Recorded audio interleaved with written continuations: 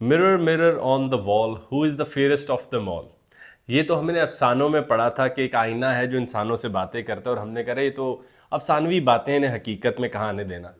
लेकिन इस किताब की ऑथर ये कहती हैं कि एनिमिज़म, ये मानना कि हर गैर जानदार के पास भी एक शऊर होता है, ये फ़लसफ़ा वापस आ रहा है। और ये पुरानी टॉटम की कहानियाँ, वो जो इंसान अशिया को मुक़द्दस ठहरा रहे थे, वो वापस आ रही हैं। और इसके वापस आने की सबसे बड़ी वजह यहाँ पर गिवन है, मशीन या रोबोट्स। यानी रोबोट्स मादे के, लोहे के टुकड़ों से मिलकर बनते हैं, लेकिन अब वो चल रहे हैं, फिर रहे हैं, सोच रहे हैं, हमारी मदद कर रहे हैं। यानी कदीम आदमी जो एनिमिज़म की फ़िलॉसफ़ी को सही समझता था कि जो कोई भी शय है, कोई पत्थर है, इसमें भी शऊर है, रूह है, हम सिर्फ वो कलाम कर नहीं पा रहे। आप जानते कदीम आदमी ने पानी को मुकद्दस जाना, हमने अर्थ को मदर नेचर के तौर पे समझा कि हमें माओ की तरह ख्याल रखती है। जदीद साइंस पानी को नॉन लिविंग थिंग, अशिया में मॉलिक्यूल्स की सूरत में समझती है। लेकिन कदीम आदमी के लिए कितनी वाज़ेह बात थी कि जो चीज़ मेरी प्यास बुझा के मुझे ज़िंदा रख रही है, वो ख़ुद कितनी ज़िंदा होगी, और वो जो माहौल मुझे सांस दे के ज़िंदा रख रहा है, वो कितना ज़हीन होगा कि उसे पता है कि खुर्रम इलाही सांस के बगैर ज़िंदा नहीं रह सकता, तो माहौल ने सांस बनाया, ज़मीन ने खुराक उगाई है। इस बात को जानते हुए कि खुर्रम को खुराक चाहिए, ये ज़मीन कितनी ज़हीन है। लेकिन जब हमने इनको ऑब्जेक्ट ऑफ इंक्वायरी बनाया, तो हमने इन सब को मुर्दा करार दिया, नॉन लिविंग थिंग करार दिया, गैर जानदार करार दिया, और करे भाई ये सब बातें साफ करो। तो वेबर कहता है कि इंडस्ट्रियलाइजेशन के लिए, वर्क कल्चर के लिए, साइंस के लिए एक तहरीक बहुत ज़रूरी थी, वो थी डिसएन्चैंटमेंट। यानी कायनात में कोई जादू, कोई सहर, कोई देवमालाई बातें नहीं है, चांद चांद ही है, और वो रेनबो कौसे कज़ा के इर्द गिर्द कोई वो सोने की बाल्टी नहीं, और पत्थरों में कोई ख़ास जान नहीं है, वगैरह वगैरह। और ये पानी और ये कुदरत को, ये जो तुम लोग समझते हो कि ये कोई ज़िंदा कुव्वत है, अरे नहीं, ये नॉन लिविंग थिंग, बस नेचर की पावर्स हैं, इनको इस तरह शऊरी हकीकत देने की कोशिश मत करो। यानी पैन साइकिज्म जो हम समझते हैं कि शऊर हर मकाम पे मौजूद है, या एनिमिज्म कि हर शय, वो गैर जानदार भी उसमें शऊर है, को गलत साबित करो। भाई ये क्या बातें कर रहे हो, साइंस करो, तरक्की करो। और ग्राहम हैनकॉक की बड़ी प्यारी बात याद आती है, ये लोग कदीम आदमी को इसलिए ज़हीन नहीं समझते कि उसने प्लास्टिक की बोतल नहीं बनाई थी, उसने धुआं बनाने वाली गाड़ी नहीं बनाई थी, वो इतना ज़हीन था। ये लोग उसको इसलिए ज़हीन नहीं सिर्फ मानते कि उसने ऐसी तहजीब नहीं बनाई थी जो एक ही फ्लड के, जो सैलाब के रास्ते में बनी है। बहुत मज़ा का खेज बात है। तो वेबर कहते हैं डिसएन्चैंट किया गया कायनात को बेरंग किया गया, कायनात को ऑब्जेक्ट ऑफ इंक्वायरी बनाया गया, कायनात की रूह, रूहानियत और जितना भी इसमें मुकद्दस पन था, देवमालाई पन था, सहर था, सब बाहर निकाल लिया गया और निचोड़ के चीज़ों को वाक़यातन मुर्दा किया गया। पहले ये मुर्दा नहीं थी कदीम आदमी के लिए, वो इनसे रग़बत रखता था और चीज़ें भी रेसिप्रोकली इनके साथ बात करती थी। यानी एक रेसिप्रोकल रिलेशनशिप था, पत्थर का मेरे साथ, हवा का मेरे साथ, आसमान का मेरे साथ। अब वो इंक्वायरी की सूरत में चला गया, और अब इतना मुर्दा हो गया कि हम चांद, आसमान, सूरज और इन सबको देखना भी मुनासिब नहीं समझते। इस डिसएन्चैंटमेंट के पीछे का आदमी ज़रूर उसका जिक्र कर लेना चाहिए, वो रेने डिकार्ट हैं, जिन्होंने साइंसी फाउंडेशन या पूरे इल्म की बुनियादी जो एक फाउंडेशन या एक बुनियाद रखी, कहा I think therefore I am. यानी इंसानी जहन जो तख़य्युल भी रखता था, ख्वाब भी रखता था, वजदान भी रखता था, उसके भी जिस हिस्से को सिर्फ उन्होंने चुना, वो सोचने वाला जहन था। यानी मेरे मौजूद होने की सबसे बड़ी दलील ये थी कि मैं सोच रहा हूँ, ना कि मैं मोहब्बत कर रहा हूँ, ना कि मैं तख़य्युल कर रहा हूँ, ना कि मुझ पर वजदान आ रहा है, ना कि मैं ख्वाब देखता हूँ। मौजूदगी की सबसे बड़ी जगह जो उन्होंने उसका जो तायुन किया, वो सोचना था। और यहाँ से उन्होंने एहसासात को खैर बात किया। एंटोनियो डेमेसियो की किताब डिकार्ट्स एरर वगैरह का मैं जिक्र करता रहता हूँ कि इंसान जो एहसासाती बींग थे, उनको भी सोचने समझने वाले जानवर बना दिए, क्योंकि हम इंसान तभी हैं क्योंकि हम जितना सोच सकते हैं। और अक्ल कोई भी काम इसलिए नहीं करती क्योंकि उसे और अक्ल दरकार है, वो अक्ल हर काम इसलिए करती है ताकि एक अच्छा एहसास इंसान के पास आए, कामयाबी का, खुशी का, गम का, फतह का, कुर्ब का। ये बहुत हैरान कुन बातें हैं, लेकिन इसमें रेने डिकार्ट के अलावा भी कुछ नाम ले लिए जाएं जो जहानत की इंतहा पर फायज थे, लेकिन एहसासात से खाली।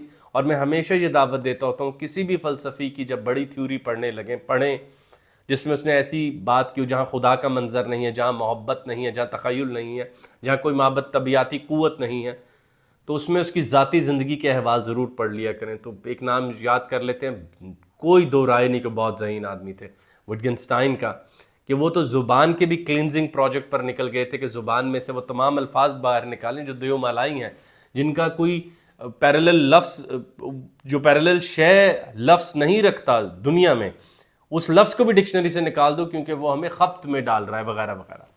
اور ساتھ ساتھ برٹرنڈ رسل اور وہ تمام امپیریکل فلاسفرز یا امپیریکل تھیورسٹ جو سمجھتے ہیں کہ کائنات اتنی ہی ہے جتنی ہم حواس خمسہ سے پرکھ لیں، لیکن وہ یہ بات نہیں جانتے کہ mirror on the wall is back. اور اب واقعتاً ایسے شیشے آئینے موجود ہیں جن سے ہم بات کر رہے ہیں، ہمارے فون کے اندر سافٹ ویئرز الیکسا سری موجود ہیں جن سے ہم ہر لمحے بات کر رہے ہوتے ہیں. چیٹ جی پی ٹی ایک مردہ مشین کے اندر ہوتا ہے جس کو غور سے دیکھا جائے تو وہ پلاسٹک اور الیکٹرانک سے مل کے بنی اور اس سے ہم بات کر رہے ہوتے ہیں. ہمارے گھروں پہ گوگل نیسٹ لگ چکے ہیں، ایون ریفریجریٹرز کے اوپر سکرینز لگی ہوئی ہیں جن سے ہم ان کی انفارمیشن لے رہے ہوتے ہیں اور ان سے انٹریکشن کر رہے ہوتے ہیں.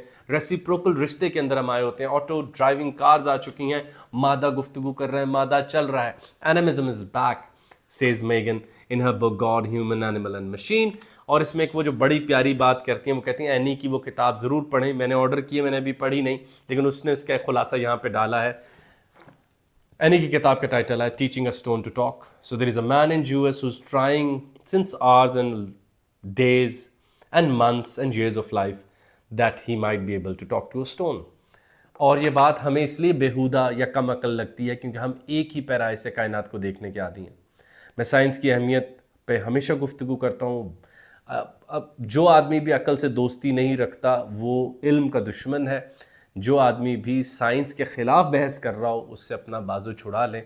مگر یہ ین ہے، اس کے ساتھ ایک یانگ بھی ہے، یعنی کہ جس میں تخیل ہے، افسانہ ہے، شاعری ہے، اور پھر ایسی باتیں ہیں جو دوسرے پرسپیکٹیوز کو انٹرٹین کر سکیں. جہالت کی سب سے بڑی سطح یہ ہے کہ آپ کسی بھی پرسپیکٹیو کو سنے بغیر رد کر دیں. سو اینیمزم کی دعوت ہے نا، یہ اے آئی کیا ہے؟ یہ بھی تو non living thing kind of machines میں ہیں اور چل رہے ہیں پھر رہے ہیں. اور ایسے ہی اگر ہم روبوٹس کو دیکھیں وہ بھی اسی طرح کر رہے ہیں. تو ویبر کا ڈس انچانٹمنٹ کا پروجیکٹ لگتا ہے مکمل ہوا، اور اس کائنات میں کو ماحول دوست بنانے کے لیے، اس کائنات میں ماحول سے بچوں کی دوبارہ دوستی کرانے کے لیے، اور اس کائنات کو بچانے کے لیے میرے خیال سے جو سب سے بڑی ضرورت ہمیں ہے وہ project re enchantment of the universe کی ہے، جس کے اوپر مورس برمن کی میں بات شامل کرتا رہتا ہوں کہ اس نے کہا کہ وقت آ گیا ہے کہ ہم دوبارہ سے ہر نان لیونگ تھنگ، ہر مادی شے، ہر جو بھی چیز جاندار نہیں ہے اس کو اس کی روح لوٹا دیں، اس کو اس کی اہمیت لوٹا دیں، اور چیزوں کو وسائل کی طرح نہ دیکھیں. ہمیں سائنس نے ایک ہی چیز پر مجبور کر دیا، ہم کائنات کو وسائل کی طرح دیکھتے ہیں کہ بتاؤ اور کتنی بوتلیں بنیں گی اور کتنے فرنیچر کے ٹکڑے اس درخت سے نکل آئیں گے. اور اس درخت کے اندر جو ٹوٹم تھا، جو تصور روحانیت تھا، یا جو ایسے وہ خدا کا روپ تھا یا خدا کی نشانی تھا، وہ سب ہم نے لے لی اور کہا بھئی کہاں خدا کی نشانی؟ یہ دیکھو مائکروسکوپ میں کہاں ہے وہ نشانی. تو ہم جو دیکھنا چاہتے تھے وہ قدرت نے ہمیں دکھا دیا. ہم اسے مردہ دیکھنا چاہتے تھے، قدرت نے ہمیں دکھا دیا. اسی کتاب میں وہ ایک ریسرچر کا نام لے کر کہتی ہیں کہ وہ ریسرچر کہتی ہے کہ روبوٹ سے ویسے ہی شروع میں پیش آؤ جیسے مائیں اپنے بچوں کے ساتھ پیش آتی ہیں، جو جانتی ہیں یہ کچھ نہیں جانتے لیکن جلد یہ بڑے ہو جائیں گے، اور اس رویے سے روبوٹ بہتر پرفارم کرتے ہیں. یہ کتاب تو بہت دلچسپ موضوعات لے کے ہمارے سامنے آتی ہے، جس میں وہ روبوٹس کو ہمیں دوبارہ سے ایک نئے انداز میں دیکھنے کے اوپر مجبور کر دیتی ہیں. اور وہ دوبارہ یہی بات کہتی ہیں کہ ہم ابھی بھی روبوٹس کو سرمایہ داروں کی آنکھوں سے دیکھ رہے ہیں کہ میرے کام کرے گا، میرے حصے کی چیز کر دے گا، میرا پانی اٹھا کر لے آئے گا، میری ای میل لکھ دے گا. لیکن یہ پھر وہی سب ہے جو ہم نے قدرت کے ساتھ کیا، اور ہم نے پوری کی پوری قدرت کو مردہ قرار دیا اور قدرت کو وسائل کی طرح استعمال کیا، اور آج گلوبل وارمنگ اور ایکسٹریم ویدرز ہمارے سر پہ کھڑے ہیں. کاش ہم اس قدرت کو زندہ سمجھتے، اٹھ کے خورشید کا سامان سفر تازہ کریں وغیرہ. کیا وہ ونسنٹ وین گو ہو جو سحر میں ہے، سن فلاز کے وہ اقبال ہو جو لالہ صحرا کے پاس ہے، اقبال جو صنوبر کو پکار رہا ہے، یا وہ غالب ہوں جو کہہ رہے ہیں کہ اس پھول کو اس کے باغ میں رہنے دو، خدا را اس کو اٹھا کے بازار میں نہ لاؤ. یہ بہت بڑے کلام تھے جو آپ کو احساس ہوتا ہے کہ ونسنٹ وین گو، اقبال ہوں، غالب ہوں، وہ ان پھولوں سے جو ہمارے مطابق باٹنی کے اندر اگی ہوئی چیز ہیں، بوٹینیکل گارڈنز کے اندر اگی ہوئی چیز ہیں اور زندہ نہیں ہیں، ان کے ساتھ کلام کر رہے تھے. بلکہ ہم یہ بات جانتے ہیں کہ چیزوں کے شعوری درجات ہوتے ہیں. ہاں انسان کا شعوری درجہ زیادہ ہے، لیکن ہمیں کائنات کی کئی آوازیں نہیں آتی، ہمیں کائنات کے کئی منظر نظر نہیں آتے، کیونکہ ہمارے امپیریکل سینسز کے پاس وہ ذرائع نہیں، اور ہمارا شعور ایک ہی طرح کی حقیقت دیکھ سکتا ہے. مولانا جلال الدین رومی کا وہ پیارا شعر، عقل گوید شش جہت حد دست و بیرون راہ نیست. عقل کو تو کہتی ہے کائنات میں بس 6 ہی راستے ہیں، آگے پیچھے اوپر نیچے دائیں بائیں. اور عشق کہتا ہے کہ راستے تو کئی اور بھی ہیں اور ایک پر تو میں اکثر آتا جاتا رہتا ہوں۔ عقل اپنی حدود کے مطابق علم پیدا کرتی ہے اور چیزوں کو تروڑ مروڑ کے ان سانچوں میں ڈالتی ہے جس میں وہ اس کو سمجھ سکے۔ عقل نے یہ طے کر لیا کہ وہ ان چیزوں کو مردہ سمجھتی ہے اور ان چیزوں کو مردہ ہی سمجھا جائے۔ لیکن دیکھیں جب وہ کتاب آتی ہے I'll put up a review the person who's trying to talk to a stone، لیکن ہم جانتے ہیں مختلف کلچرز کے اندر غیب کی 5 صورتیں ہیں۔ مختلف جاپانی کلچر کے اندر پتھروں کو بہت اہمیت ہے، ہم ہندو مت کے اندر پتھروں کی بہت زیادہ اہمیت ہے۔ ہم آپ دیکھیں کہ ایک پتھر سے کس طرح حب رکھتے ہیں اور طواف کرتے ہوئے اس کو دیکھ رہے ہوتے ہیں، اور وہی کعبہ بھی انہی پتھروں سے بنا ہے۔ سائنس مجھے لگتا ہے اپنے پروجیکٹ سے بہت زیادہ آہستہ آہستہ سرک کے باہر آ رہی ہے۔ سائنس جو آبجیکٹو تھی کہتی تھی دیکھو ہمیں یہ سمجھ آیا ہے، آپ کا کوئی اعتقاد ہے، آپ کا کوئی یقین ہے، آپ کا کوئی ایمان ہے، آپ کی کوئی ہسٹری، آپ کی کوئی میتھولوجی ہے، قبول رکھیں۔ لیکن اب وہ سرک کے باہر آ رہی ہے اور حیرت ہوتی ہے کہ سائنسدان گفتگو روحانیت کو رد کرنے پر کر رہے ہوتے ہیں، اور دوسری طرف جو روحانیت جو اپنے غلط معنوں میں ہے، غلط تسبیحات ہیں، یا وہ ایسے ہیں جو لوگوں کو کمزور بنا رہے ہیں، وہ ایسے ہیں جو لوگوں کو غلط طرح کے منتر جنتر میں ڈال رہے ہیں، میجک میں ڈال رہے ہیں، تو اس کے خلاف میرے خیال سے اقبال کی شاعری کی سب سے زیادہ گفتگو ہم اس چینل پہ کر چکے ہیں۔ لیکن اب بہت زیادہ ضرورت ہے کہ سائنس ایک آلٹرنیٹیو ریالٹی کو دیکھنے کی کوشش کرے کہ الیکٹران جب آبزرو ہوتا ہے تو اپنا رستہ بدلتا ہے، جیسے وہ کسی حد تک جانتا ہے کہ وہ آبزرو ہو رہا ہے۔ وہ ڈبل سلٹ ایکسپیریمنٹ کے حیران کن ہو یا کوانٹم انٹینگلمنٹ پر ابھی جو بھی ایک شروع کی ڈیبیٹس ہیں وہ ہمیں بتا رہی ہیں اینیمزم کے بارے میں کہ کوئی بھی شے بے شک تمہیں غیر جاندار لگے، تمہیں لگے کہ اس میں وہ زندہ نہیں، وہ اس سے کھاتی پیتی نہیں ہے، مگر یاد رکھو شاید اس کے پاس ایک روح ہو جس کے بارے میں تم نہیں جانتے، اور شاید وہ گفتگو کر رہا ہو ان آواز میں جن میں تم نہیں سن سکتے، اور سب سے بڑھ کر شاید اس کے پاس شعور ہو، اور اس انسان پر کیا بات کرنی جو اب اپنا شعور نہیں رکھتا، وہ اب ساری دنیا کو سرٹیفکیٹ دے رہا ہے کہ یہ مردہ اور میں زندہ ہوں، اور وہ زندہ اتنا ہی ہے جتنی وہ سرمایہ دار کو سروس دیتا ہے یا چیزیں خرید کے اپنے گھر پہ ٹانگ لیتا ہے۔